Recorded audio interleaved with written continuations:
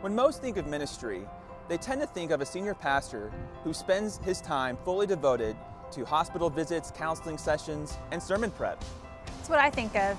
But if you're like us, maybe you feel called to that kind of ministry, but you're struggling to find the balance between that 9-to-5 quiet time and the 9-to-5 grind that puts food on the table. If you can relate, then Lisa and I want to invite you to a special project we're working on called His Girl Friday. In this day and age, the church is radically changing. While traditional churches are led by full-time pastors and staff, many feature bivocational leaders and volunteers, some even a combination of the two. And while we're talking about the church in the 21st century, let's be honest, we are faced with so many distractions.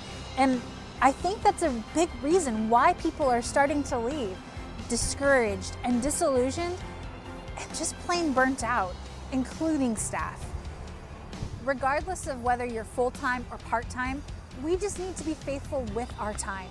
We need to be able to stand boldly in the calling we have. We need to be willing to follow through even as it gets more difficult and becomes more unpopular. But how do we find the balance between the sacred and the secular? So if you're full-time or part-time, then this is for you. It's what His Girl Friday is all about.